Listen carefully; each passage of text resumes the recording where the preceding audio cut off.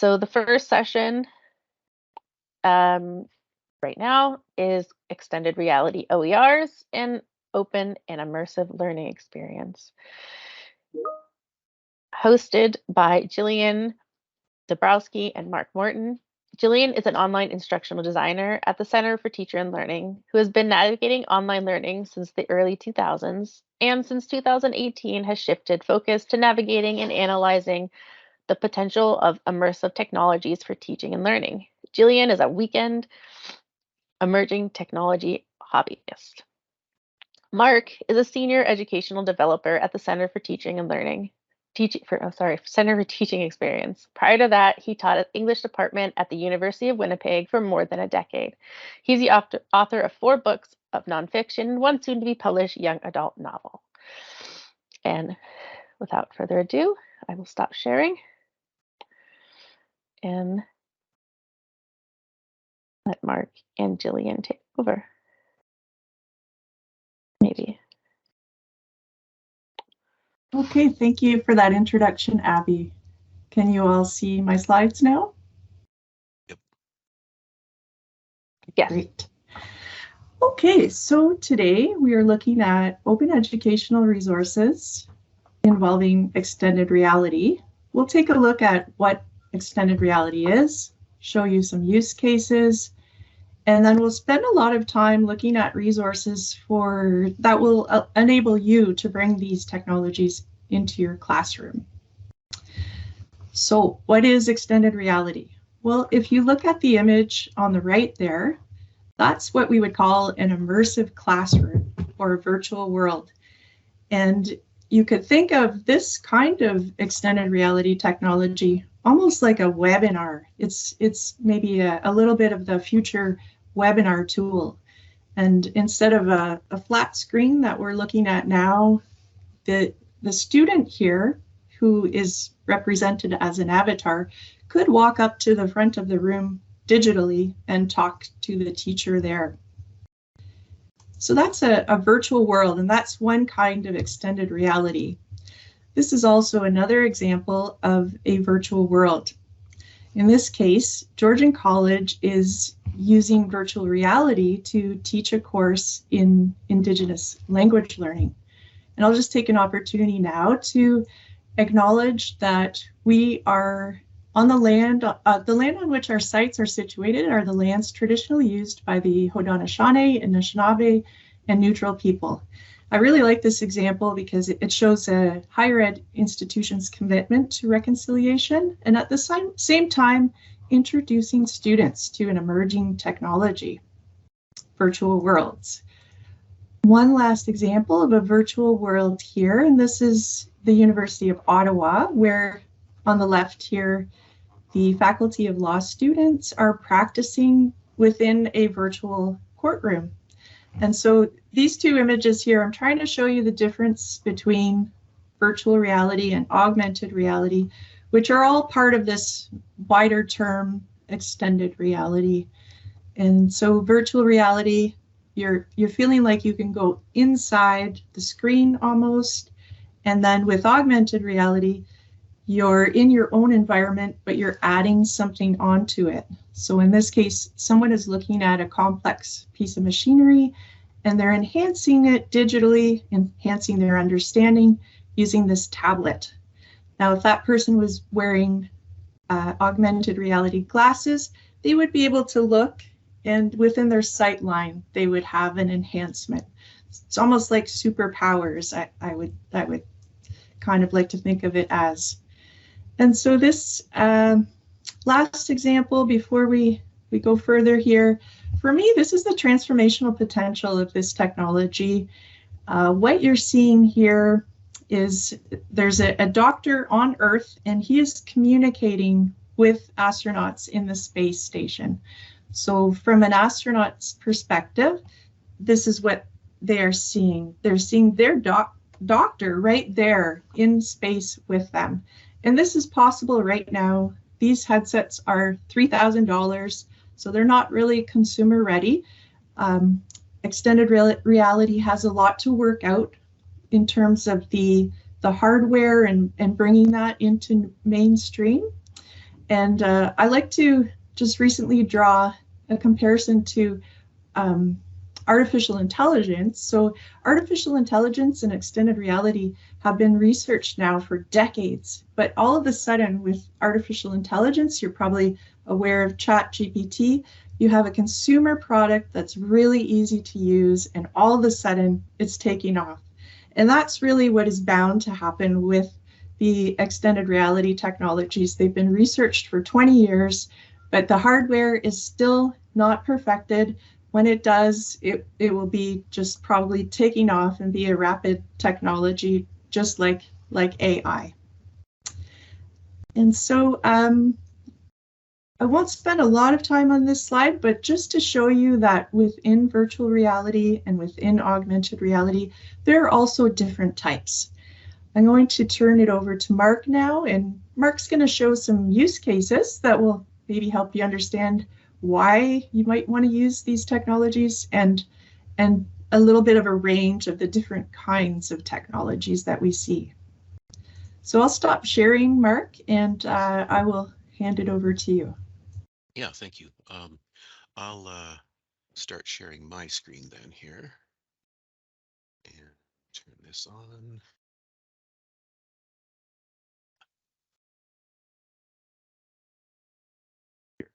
Okay.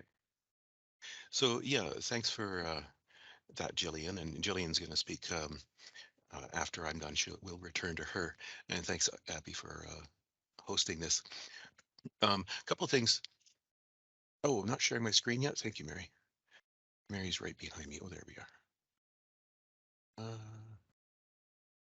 Okay. Am I sharing now? Let's see here. Still not.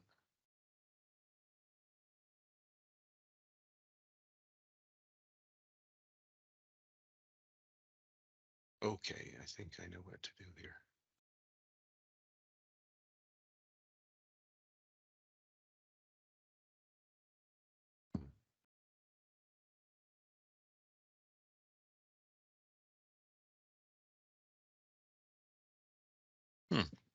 I don't know what's happening here. I'm not getting the usual frame around it. Yeah, the PowerPoint here. Thank you, Mary. Mark, do you want me to navigate for you and you can walk through it? Oh, yes. Mary, maybe PowerPoint Live. Yes, I think she solved it for me. Oh, actually, Yep, yeah. that Is that looks it? good. Yep. Okay, great. Okay, thank you all. Yeah, just to mention a few things before I get started. Yeah, as Gillian was saying, you know, what you're going to be seeing is just obviously on a flat screen, which is a very different experience than seeing it with a headset where you can turn around and see it in 360 and look up and down and things like that. The other thing too is because some of the things I'm going to be showing you are live, well, they're motion on my screen, but then when they go through MS Teams, you may end up seeing it kind of in a staggered way, kind of a lagging kind of way. So just trust me that what you'll actually see if you go to these sites will be more smooth than what you'll see here, probably. Okay, so let me go down to the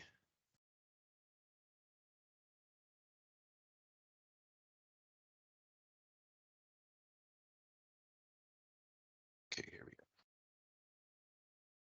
Yeah, so I'm going to show you just a handful of use cases. There are hundreds out there. In fact, Georgian College has, I believe, 400 use cases that they've collected from around the world on their site. One of the things that one of the other things that Gillian and I are doing is we're trying to do kind of the same thing, but in a more curated way, and so that the use cases have some annotations. But we're in the middle of doing that right now. So the first thing I'm going to show you is this medieval church in Calatrava, La Nueva, Spain, and I'll make this bigger. Okay, can you see that church? Not yet, Mark. Not yet. Okay, maybe I've got to switch then to.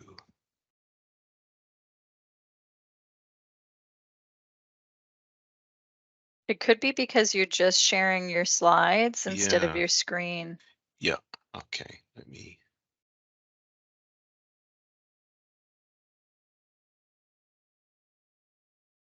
Hmm.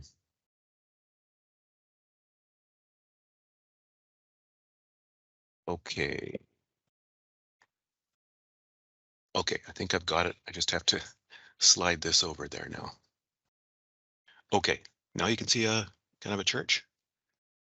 Okay, great. Thank you. Sorry for these glitches. So yeah, this is a medieval church, and you see, I mean, it's a simulation. This is not actually made up of the actual photographs of the church, but it's a simulation, and I'm moving it around now, so you can look at it from above, below. I mean, you can certainly understand how this would give a student a much better sense of the church than just looking at it in a book or looking at any sort of diagrams of it. Another cool thing is that you can go into the church and do the same kind of thing, move around it and explore it this way and so on. Zoom in. So yeah, I'm not going to spend a lot of time on each of these, just so you get a sense of them. Let me go to the next one now. So this is sort of the same kind of technology. And can you hear that, by the way? Could you hear the music? No, Oh, no. okay. Well, maybe you don't need to. So what I'm going to be showing you here is same kind of technology in a medical training context. So I'm just going to move ahead here.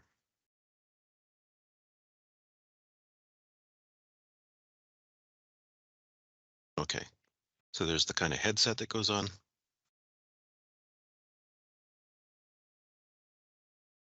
And then this is what the person wearing the headset would see, sort of like they wouldn't see themselves in this in the headset. So this is sort of an enhanced sort of a meta view. But what they would see is all of the other students who have those avatars. They can look around with their headset, they can see what's going on, they can interact with others, they can interact with the patient, things like that. So it's certainly a very useful way of training someone in a certain procedure before you want them to actually undertake that procedure. Okay. A different kind of example here in a different context, I guess an architecture or design context. And same kind of thing here, can move around it and explore it. And I think we get to the point where you can put objects of your choosing or change the way that it works. And I think IKEA has something like this. And again, you can interact with people in this space so that you can talk to them about the design choices and things like that. And this one, I think this is one of my favorite ones because it's kind of like that Tom Cruise movie. So this is molecular manipulation, and the student with the headset on, you know, that is what they would be seeing in front of them, the actual molecule of riboflavin or whatever it is. They can take it, they can work with it, they can expand it in their hands, they can change the bonds, things like that. So I mean, that's transformative. I mean, if you've ever taken a chemistry class and tried to envision what some of these molecules look like in your head, I at least found it very, very difficult to do that. Um, this one called Sketchfab, and there's dozens of ones here. I'm going to show you the one for the heart. So this is the 3D module, and it's animated, as you can see.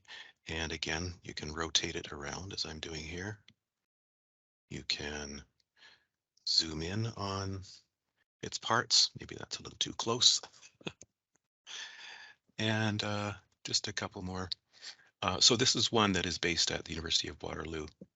And it's a VR, 3D VR of what's called a distillation column over in chemical engineering. And as you can see here, I can move around it. This thing here is the distillation column. You can rotate around the whole lab And then another thing that we haven't seen on any of the others yet is that you can click on one of those and it will hyperlink you to information about it. Or you can click on this and it will take you to a video that shows you in greater detail. And you can get in quite close. That's the extent of the zoom there. And then two more, maybe one more, I'll check the time, but these are called photospheres, 360 photospheres. And they're kind of like the distillation column, except whereas we're looking in at the distillation column, in the next two, the Grand Central Station one, we are looking out. It's like we're in the middle of Grand Central Station and looking out. So again, like this, and it's 360, like that. And zoom in. And also something else that we haven't seen here is that you can click these and you'll be taken to a different part of the building. So you can explore the building and its architecture that way. Okay. And one more, last one, Forum in Rome. And I mean, I think this is pretty impressive. Again, I'm sorry if it's kind of lagging or staggering on your screen. And you can zoom in, see what souvenirs are being sold, and so on. Zoom out to see the whole thing. So yeah, that's really all I want to do there, is just give you the briefest sense of what's possible with these kinds of XR technologies, and VR here in particular. Okay, I will stop sharing my screen now.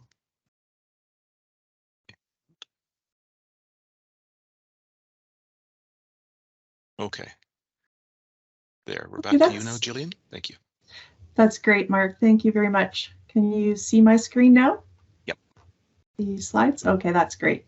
So this is where we left off before Mark gave you that overview of the different kinds of virtual reality experiences, a little bit of augmented reality. We'll spend most of our time today on virtual reality. And so you saw some 360 virtual worlds, simulations, and we don't need to get caught up with the different terms and all of that right now. Really, if you want to just think of this as more three-dimensional, more going into a space and feeling like you are there with the virtual worlds. So these are the kinds of things that the technologies enable, and we don't need to get too caught up on the different definitions, because really it's a landscape that's evolving and changing, and lots of different words. And so where do we start? Let's see how do we look at the image on the right here. It's a big mess. It's a big ecosystem. How do we zone in on what we need? A really useful slide here. You'll have access to the slide deck after. This is just a small subset of a lot of different resources. For example, Penn State have a catalog where you can look at the different kinds of virtual reality and augmented reality experiences across the disciplines, and that might help you generate ideas for how you might want to bring something into your classroom. Mark mentioned this Georgian College link, and it has 400 resources to open content sources, tools, creator tools, all across the disciplines. And this is really the #1 resource that we've seen in North America right now. There isn't an open educational extended reality repository, and this is the closest that we will get right now. If you go to Stanford University, who've been researching VR for the past 20 years, there are a couple of nice immersive experiences that you could just bring right into your classroom. If you have headsets, for example, there's one on coral reefs in environment, and there's another one on empathy training. So there are some resources like that you could just pull into your classroom. And I mentioned the the extended reality site at Waterloo, just to show you what it looks like here. Lots of information here if you want to dig deeper, and this where to start resource is pretty good. It takes you across the spectrum of the different kinds of technologies so that you can kind of understand what might work for you. There's a couple of open research databases here that are worth looking at across the disciplines. You'll see different kinds of research studies and a couple of open access books. This resource, have 2 slides on this, and you can link out to ready created learning activities that have step-by-step instructions for how to integrate different kinds of technologies. So this one is on virtual worlds, and it gives you a rundown of everything that you will need, right from the learning outcomes to preparing your learners, step-by-step lesson plan. And so if you're thinking of adding or investigating how to create an immersive experience, these 2 slides would be good just to scan and click to see how other people have done that. And you can pull these lesson plans right into your course. What do we need to build an immersive experience? So you have your use case, you have a reason why you would like to explore this technology, some of the things that can happen when you go beyond the screen. You can feel like you're more present there. And so if you're in a place that you believe you're in, you might be able to experience something.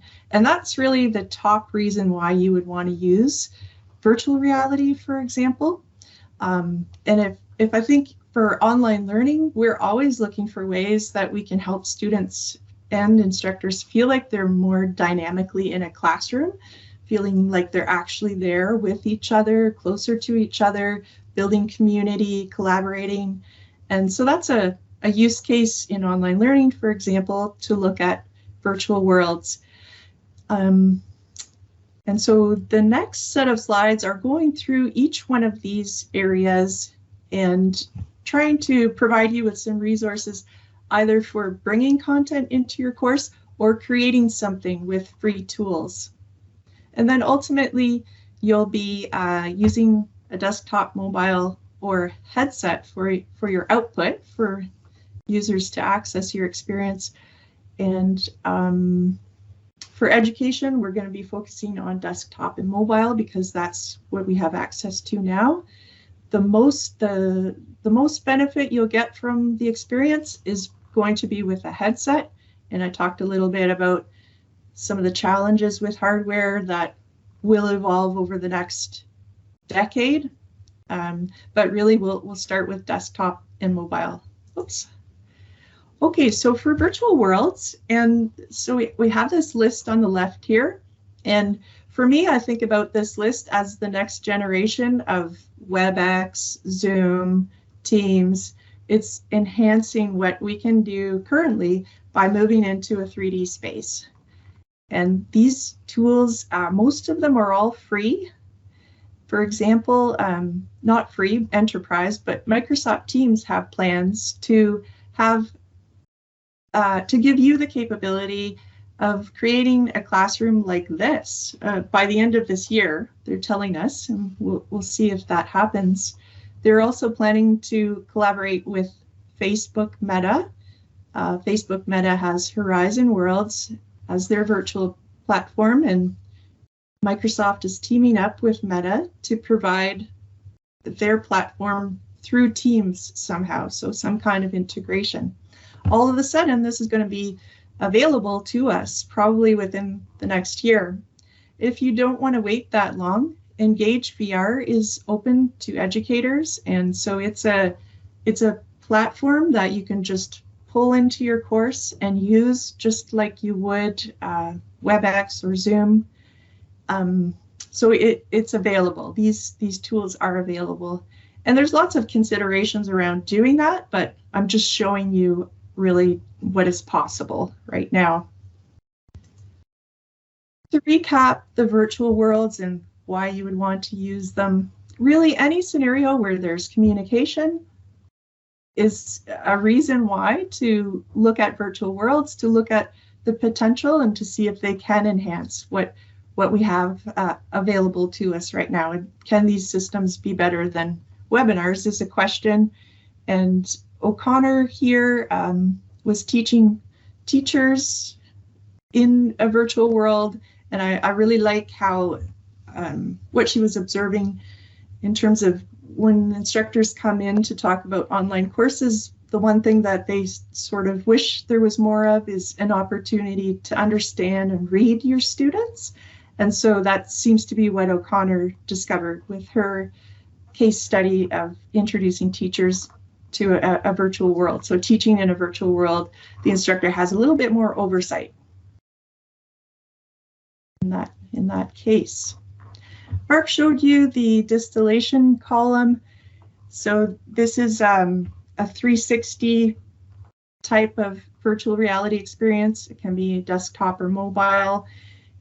The purpose of this was to help students be more prepared for when they come into the classroom.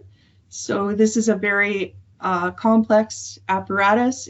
There's danger involved in it, and that's really a good use case for virtual reality technologies. Is something that is dangerous, something you couldn't otherwise do, something that is expensive. And I wanted to point out with the 360, there is now a camera available, and the camera would go into this room and take a picture of the entire room. And then you can create a tour from that. You can request it through the Center for Extended Learning ADT request system now. So that service is available if people want to consult on building some of these. There's also a really great open book here by the University of Toronto on all things 360. Again, the University of Waterloo repository has a great section on 360 alone. There are lots of open resources here. A lot of the news media agencies have sites, and there's no shortage of 360 content. If you do a search on YouTube, for example, on 360, you'll see many examples of 360 videos. And then some creator platforms there. James McCarthy from the Map Analysis and Design Center gave a webinar on Friday on A-frame, and it's not a entirely complex tool. That it's sort of what you see is what it's an easier editor. So there are tools available if you wanted to try this on your own. 3D content. There's tons of 3D content out there. The Smithsonian, for example, has a whole host of 3D models that are freely available. There are creator tools that are freely available. Blender is an open creator tool, so if you wanted your students to try some of these things. 3D capture is another way of creating content, and so it's called photogrammetry. Basically, it's taking a picture and making a 3D model out of it. It's quite extraordinary, and it's a new technology that's emerging. I'll show you how Google is creating their Google Maps in 3D now. So we're in Google Earth here. And this is the campus, the University of Waterloo campus. So I'll just zoom in here. And this was all generated from satellite photos, I believe. So these three-dimensional shapes are created from photos.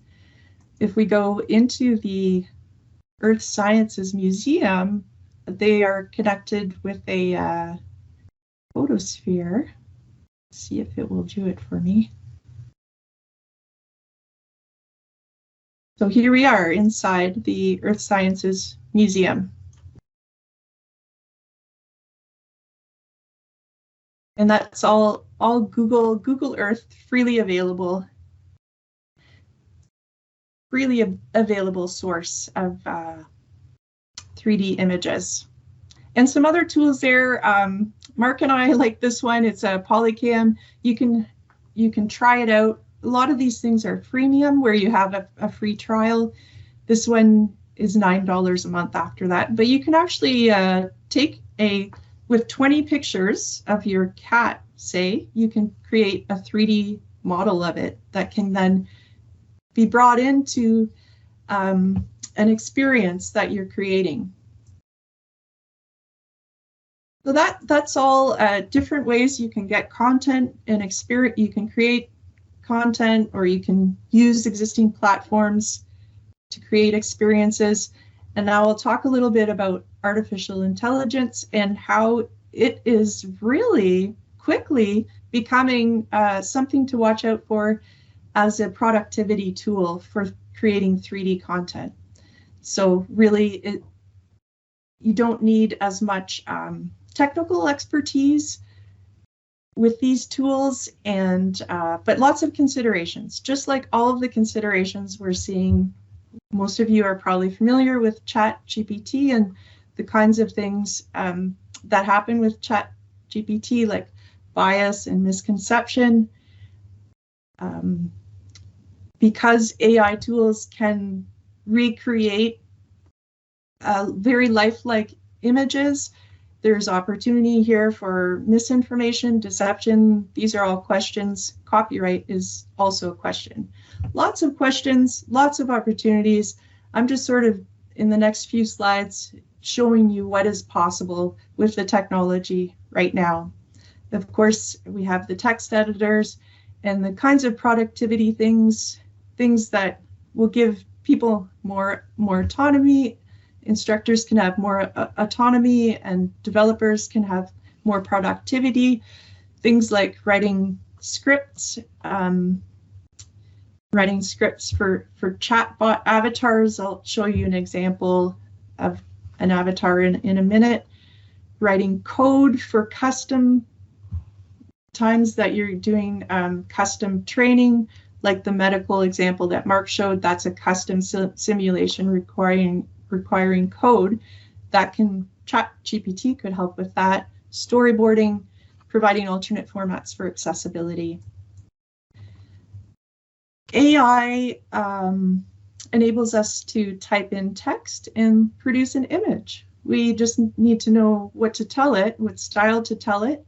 And these are images that are created with AI image generators. And these are kind of at a stage where they're free, freemium, trial. Some of them are free. Stable Diffusion is one that is free. DALL-E, you can do a certain amount of images, I mean. And so I had an opportunity to go to a research talk recently where a VR company was telling us how they use image generators, and they use them to get ideas and to have a common language for a prototype, for example. So because there's a lot of copyright issues, you don't necessarily want to produce using these tools yet, but great for getting ideas, and probably great for students for storytelling, for example, to be able to visualize in ways that you couldn't before because they would require more graphic design skills, for example. I showed earlier that there's a lot of 3D models sources available, and there are actually tools where you can type in a prompt and you can create a 3D model from it. So this is just like ChatGPT, you type in text and then you're getting a 3D model from it. It's a little rudimentary, so you probably don't want to, you might not really have a use for this kind of low-level type of model, but it gives you an idea of what might be possible in the future. And on this Luma Labs site, there's actually, they're talking about how you can animate through text as well. example here is looking at the avatars a little bit more. So as we mentioned with the virtual worlds, you're representing yourself as a character. In some cases, it's sort of a cartoon character. This company, Unreal Engine, you can actually make a character. They make characters for their games that are very human-like. It's sort of uncanny how human-like people can be. So you can think of all of the sort of questions and challenges that might raise with deep fakes and people representing themselves deceptively. I just wanted to show you this example. So this is an avatar. When we're interacting with ChatGPT, we're interacting with text, and so you can actually interact with text and an avatar. I think I've run out with this screen being up, but I just wanted to show you this. And this is a luxury brand, Hermes, who they have a digital world. So fashion is one area that is really taking off for these virtual worlds. And this is an example of how they're trying to engage their customers with this avatar who they can talk to and ask questions, and seems sort of lifelike. So that's just a little glimpse into that. Avatars, same thing with audio and video. There are lots of tools emerging almost every day. There seems to be a new tool that would allow you to create a video. This is not actually a real human. This is a digitally rendered human where you can just pick a template, put your script in text, and it will create a video presentation. And I've seen a couple of examples where people have done this with their own voice and their own character. 3D text to 360. Actually, just before I go, I had another example of what that means in terms of avatars. So here's a person, and somehow through this software, you can create a 3D digital person of yourself. And here's an example of putting text in, and you can create a 360 environment. It just sort of shows you how our productivity can be enhanced with artificial intelligence. So that's sort of the lay of the land of what's emerging and what's possible for what you could bring into your course. And the one thing I haven't touched on is the game engines. I mentioned it briefly. I have another slide. I'll show you the tools for that. But so we've covered all of these tools, and I have a slide on one slide on an open headset that is available as well. So the game engines are really what is needed for bringing all of your content together and then creating some sort of experience where someone is interacting with things. They can pick up objects, they can press buttons, they can go to different locations, and that's really what the game engine is needed for.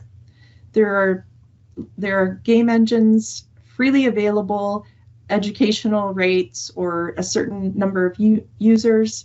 Unity has really great open resources for instructors and students learning this program.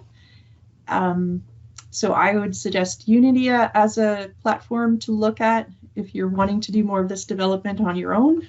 A-Frame is also a good one, and I mentioned there's a recorded session from Friday James McCarthy did for IST, and it's an introduction into A-Frame.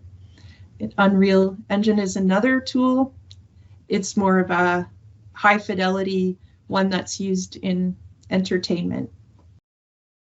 So to end off here, looking at open resources, there are 2 open headsets on the market. So if anyone is interested in exploring hardware, modifying, enhancing hardware, these would be two headsets to look at.